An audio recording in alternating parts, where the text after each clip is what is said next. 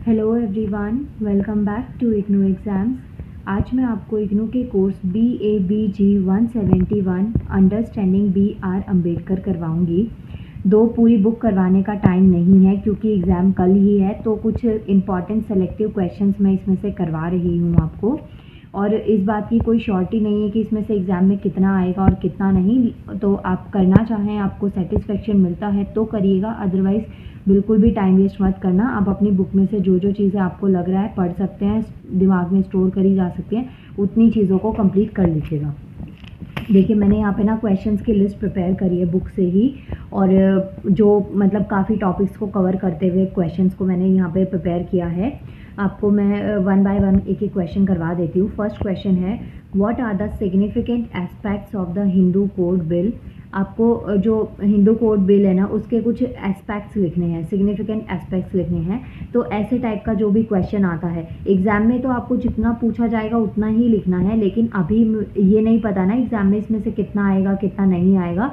तो मैं पहले आपको हिंदू कोड बिल क्या है ये समझाऊंगी, उसके बाद में हम इसके बारे में और थोड़ा पढ़ेंगे। और ये BR अम्बेडकर से रिलेटेड बुक है, तो ऑब्वियसली इसमें जो भी चीज़ें पढ़ेंगे हम उनसे रिलेटेड ही पढ़ने वाले हैं। तो ये जो हिंदू कोड बिल है ना, ये भी इन्होंने ही पास करवाया था, BR अम्बेडकर, और इन्हीं से ही ये चीज़ें रिलेट करती हैं। सो फर्स्ट क्वेश्चन है, what are the significant aspects of the Hindu code bill.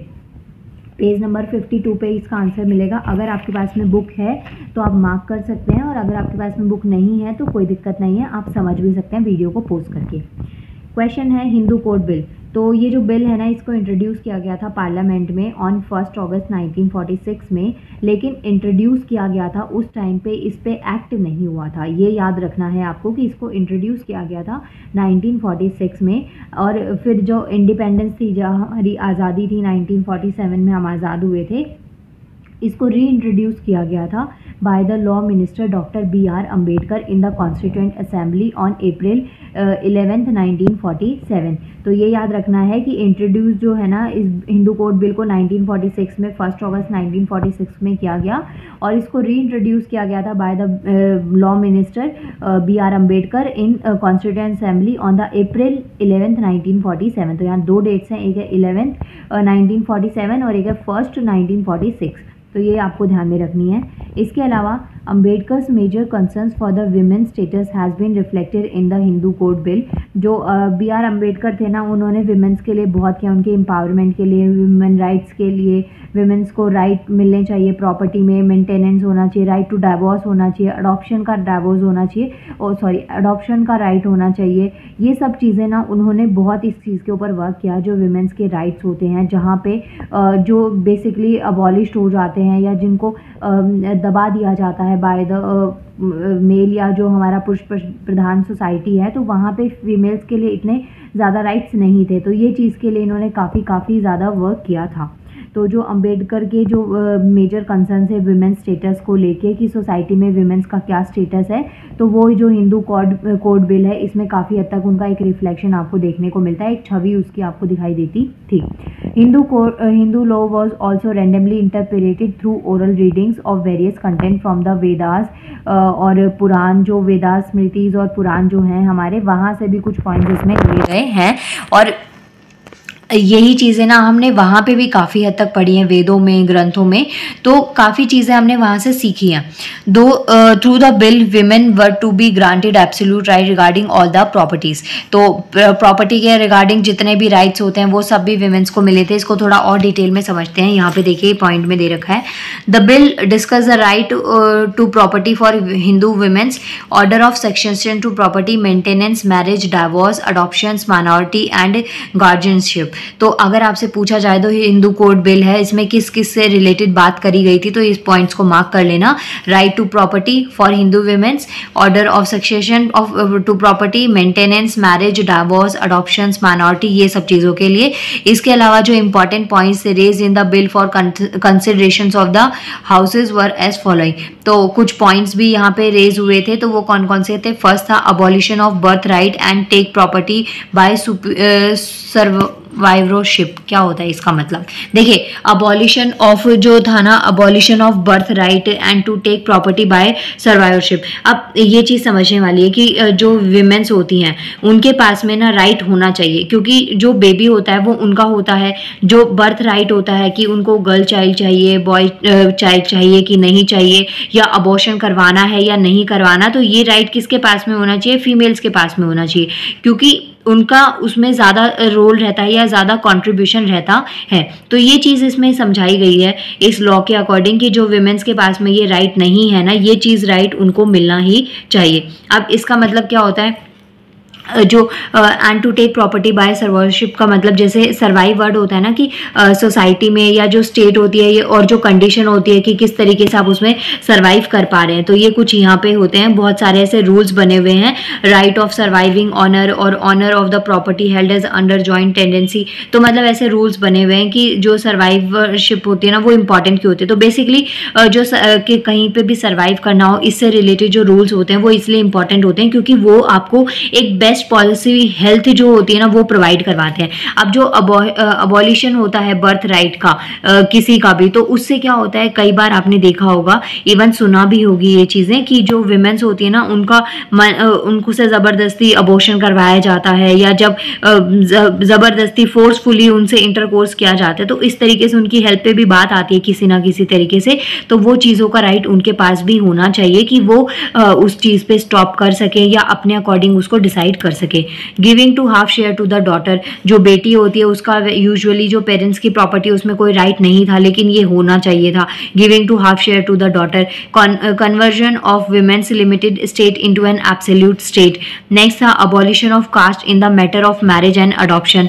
तो ये चीज़ बहुत ज़रूरी है, अबॉलिशन ऑफ कास्ट। जो कास्ट है ना ये बहुत मैटर करती है, जैसे कि इंटर कास्ट मैरिजेस नहीं होती, शादी के टाइम पे कास्ट बहुत लोगों को याद आती है, अडॉप्शन के टाइम पे, तो उस चीज़ का अबॉलिशन होना चाहिए। मतलब कि सबको एक सिर्फ और सिर्फ ना एज अ ह्यूमैनिटी सबको ट्रीट करना चाहिए कि वो भी एक इंसान है इस कैटेगरी में। इसके अलावा अगर आप किसी और तरीके से सोचते हैं कास्ट के बेसिस पे, या फिर अलग अलग तरीके से सोचते हैं कि वो छोटी कास्ट है या बड़ी कास्ट है, तो इस अकॉर्डिंग ना एक तरीके का डिस्क्रिमिनेशन देखने को मिलता है कि एक सोसाइटी में आपको बहुत ज़्यादा डिस्क्रिमिनेशन, भेदभाव देखने को मिलता है। और यूजुअली ये चीज़ होता है, पहले ऐसा होता था जो ब्राह्मण कास्ट होती है उनको काफ़ी ऊपर माना जाता था, आज भी माना जाता है, और वहाँ पर जो चमार या जो छोटी जाति होती है उनसे बहुत ही अलग तरीके से काम करवाया जाता था। या जो कैपिटलिस्ट होते थे, जो पूंजीपति लोग होते थे जिनके पास में बहुत पैसा होता था, तो वो उनको मैनिपुलेट करते थे, उनको दबा के रखते थे। और जब वो लोग अपने राइट्स के लिए आवाज़ उठाते थे तो वहाँ पे क्लास कॉन्फ्लिक्ट और क्लास स्ट्रगल जैसी सिचुएशन बन जाती थी, जो कि कार्ल मार्क्स का एक टॉपिक है काफ़ी हद तक। अगर आप लोगों ने नहीं पढ़ा होगा तो इसमें तो खैर बी आर अम्बेडकर के में इसमें अभी टॉपिक नहीं है, ये चीज़ मैं नहीं करवाऊंगी, लेकिन जब पॉल साइंस पढ़ेंगे तो उसमें ये चीज़ें भी आपको देखने को मिलेंगी। इसके बाद में नेक्स्ट आता है प्रिंसिपल ऑफ मोनोगैमी। मोनोगैमी का मतलब क्या होता है? प्रैक्टिस होती है मैरिंग और state being married to one person at a time. मतलब कि बेसिकली शादी करना या खुद को आप शादीशुदा समझते हैं, तो वो होता है प्रिंसिपल ऑफ मोनोगैमी। नेक्स्ट आता है प्रिंसिपल ऑफ डाइवोर्स। डाइवोर्स में भी क्या होता है, बहुत सारी रिस्ट्रिक्शंस आ जाती हैं कि एक विमेंस के पास में, जो विमेंस होती है उनके पास में चॉइसेस नहीं होंगी डाइवोर्स की या ये सब चीज़ों की। तो यहाँ पे जो प्रिंसिपल ऑफ डाइवोर्स है ये भी इस लॉ के अकॉर्डिंग समझाया गया था। इसके बाद में और भी यहाँ पे कुछ आपको पॉइंट्स दे रखे हैं, जैसे Ambedkar emphasises that it will put man and women on equal level in all the legal matters. तो ये जो हिंदू कोड लॉ है ना, तो इसकी वजह से उन्होंने ये चीज़ समझाई या मेक श्योर किया कि इससे मैन और वुमेन जो है ना वो सोसाइटी में एक इक्वल लेवल पे आ जाएंगे। जो राइट्स मेल के पास में होते हैं, जैसे कि जो फादर की, पेरेंट्स की प्रॉपर्टी होती है ना, तो वो डायरेक्टली इनडायरेक्टली एक ब्रदर के पास ही जाती है, एक बेटे के पास ही जाती है। तो वो चीज़ इन्होंने कही कि विमेन के पास, डॉटर के पास भी जानी चाहिए। तो उससे क्या होता है, जो भी पेरेंट्स की प्रॉपर्टी होती है वो दोनों 2, 3, 4 जितने भी बच्चे होते हैं इक्वली उनमें डिवाइड होनी चाहिए। तो इससे क्या होता है, एक इक्वालिटी मिलती है मैन और वुमेन को। तो इक्वल लेवल पे लाने के लिए, लीगल लेवल पे एक इक्वल लाने के लिए ये लॉ काफ़ी अच्छा था। Needless to say, the Hindu Code Bill met with the stiff resistance from the both within the Congress and the opposition members. The bill was referred to select the committee on 9th April 1948. The parliamentary debates continue for more than 4 years. तो इसके ऊपर काफ़ी हद तक debate भी हुई थी। Debate होती है, देखिए जो भी चीज़ अगर आप अच्छे तरीके से करते हैं ना तो उस पर अपोजिशन बोलता ही बोलता है, और चाहे कोई भी करे उसमें अगर आपको लगता है कि राइट में ठीक है और बेनिफिट हो सकता है तो उस चीज़ पे स्टैंड लिए रहना भी बहुत ज़रूरी हो जाता है।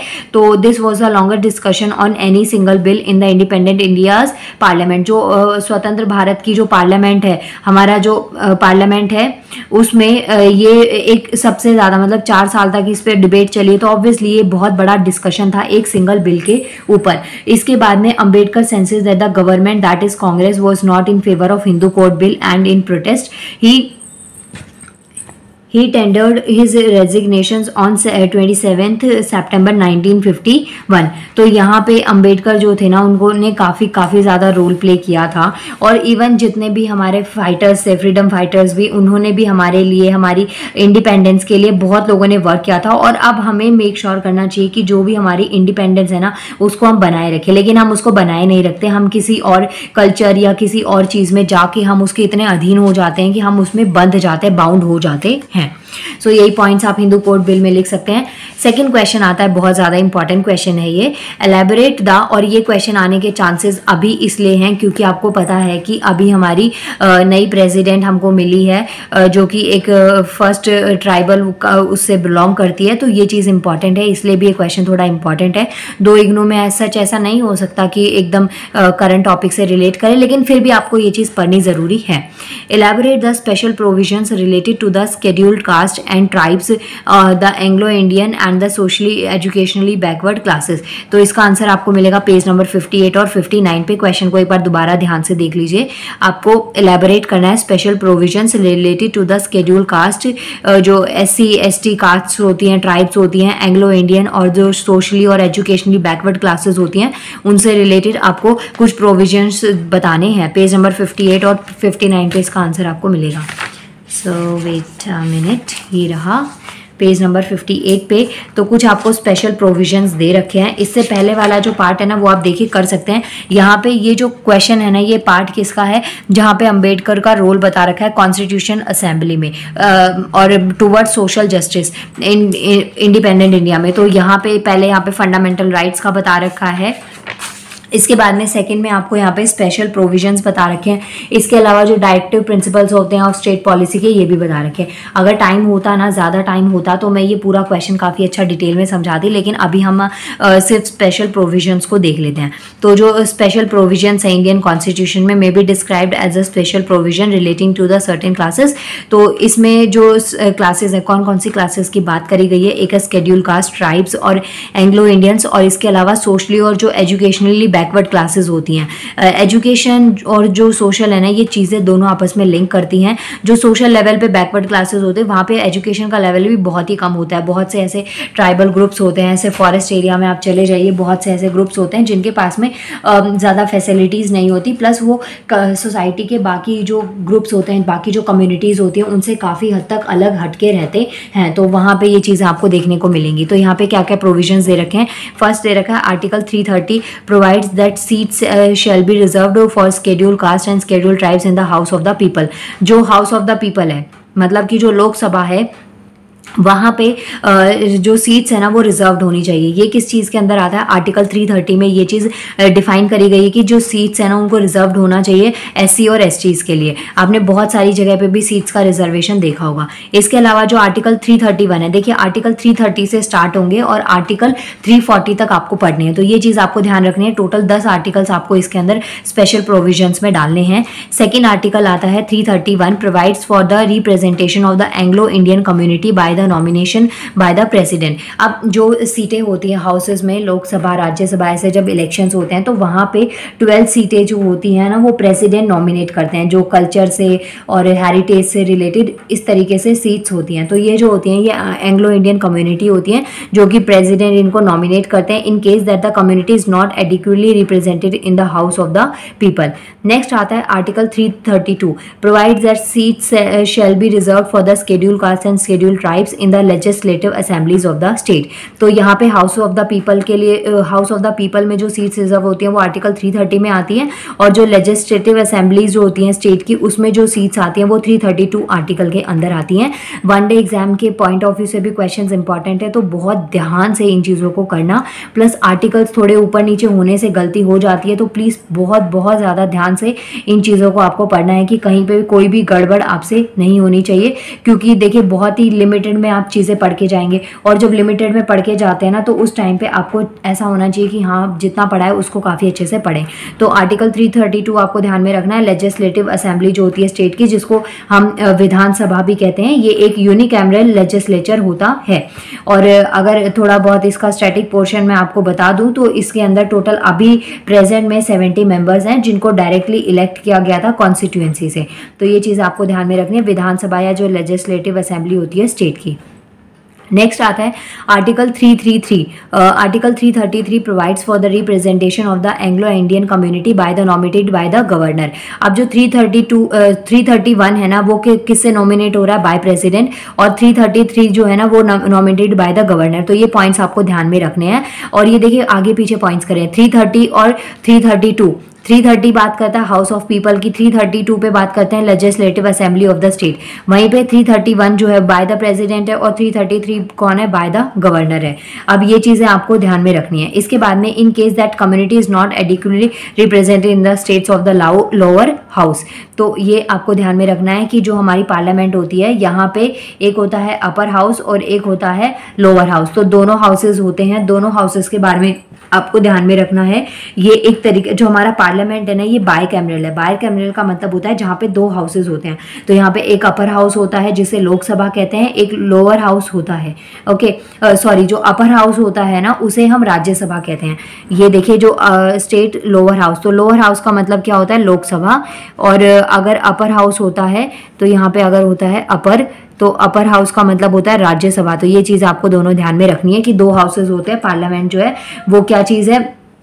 बाय कैमरल है, जिसमें एक अपर हाउस हो गया और एक लोअर हाउस। अपर हाउस को राज्यसभा कहते हैं, लोअर हाउस को लोकसभा कहते हैं। अब नेक्स्ट पॉइंट देखते हैं। नेक्स्ट क्वेश्चन आता है, according to article 334 the period of such reservation is fixed as 10 years from the commencement of the constitution. Article, अब ये जो है ना 334 आर्टिकल के अकॉर्डिंग ये जो टाइम पीरियड है वो 10 years तक का रहेगा। आर्टिकल 335 क्या कहता है? Stipulates that the claims of the members of the schedule caste and the schedule tribes shall be taken into consideration consistence with the maintenance of efficiency of administration in the making of appointment to service and post in connection with the affairs of the union or the state। तो ये चीज़ आपको ध्यान में रखनी है जो article 335 है। अब ये जितने भी आर्टिकल्स हैं ना इनको आप एक काम करना, पहले आप नॉर्मल पेपर पे लिख लेना कि क्या चीज़ इन आर्टिकल्स में आपको समझाई गई है और क्या चीज़ें इसमें समझाई गई हैं। तो जो अभी जो है ना इसमें आर्टिकल 335 है, इसके अंदर एक संशोधन किया गया है जिसको अमेंडमेंट कहते हैं कि जो कोई भी राज्य होता है, जो जितनी भी आपके पास में स्केड्यूल कास्ट है, स्केड्यूल ट्राइब्स है, जो अनुसूचित जाति है या अनुसूचित जनजातियां हैं, उनमें जो सहयोग होता है उसको उपबंध करने से नहीं रोक सकेगा। मतलब कि जो आर्टिकल है ना आपका 335, इसमें आपको जो स्केड्यूल कास्ट और स्केड्यूल ट्राइब जो 35 आर्टिकल है इसके अंदर इनको काफ़ी हद तक स्पेशल प्रोविजंस दिए जाते हैं अमेंडमेंट्स के।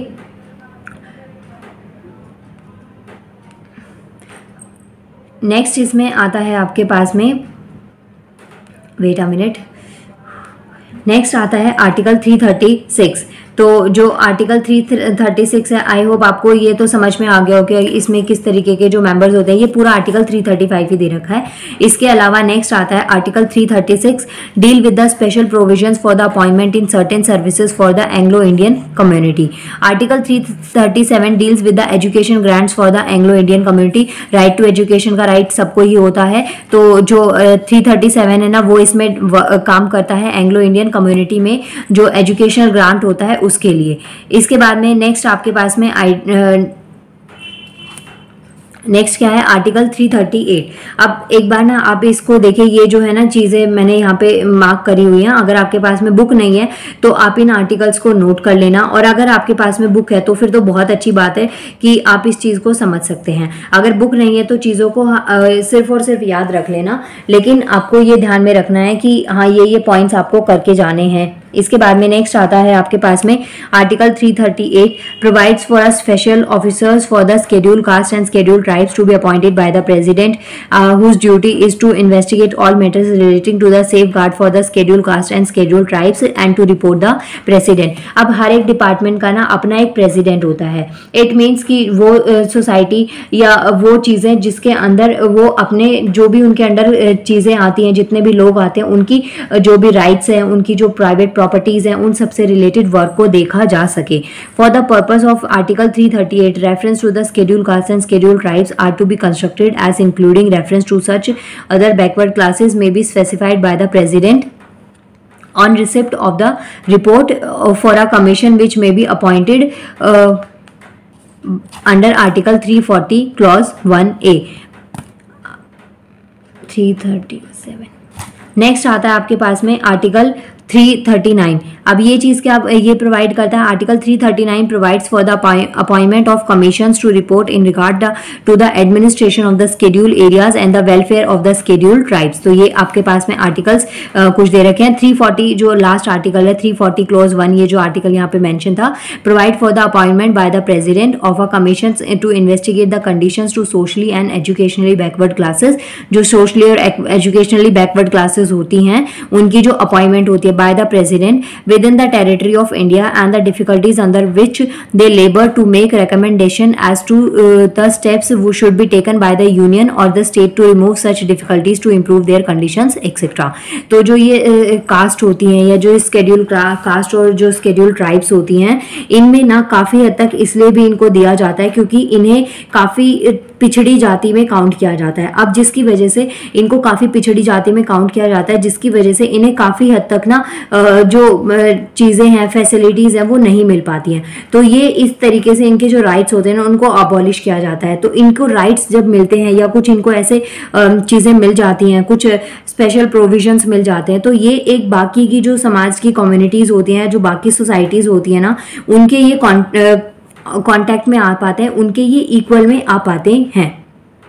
तो ये चीज़ें आपको ध्यान में रखनी है। इसके बाद में ये कुछ पॉइंट्स है आपके पास में आर्टिकल से रिलेटेड। अब नेक्स्ट के जो 2 क्वेश्चंस होंगे वो हम नेक्स्ट वीडियो में करेंगे, क्योंकि मैंने 2-2 के पैराग्राफ से इसको डिवाइड कर दिया है कि आप इसको पढ़ के थोड़ा बोर भी ना हो और आपको थोड़ा रिलैक्स फील हो। नेक्स्ट क्वेश्चन आता है Ambedkar on financial management and rupee and what is रूपी और प्रॉब्लम्स ऑफ रूपीज। तो ये एक ही क्वेश्चन है और सेकेंड क्वेश्चन मैं आपको इसमें करवाऊंगी discuss the basic features of state socialism. तो ये 2 क्वेश्चन हम नेक्स्ट वीडियो में करेंगे।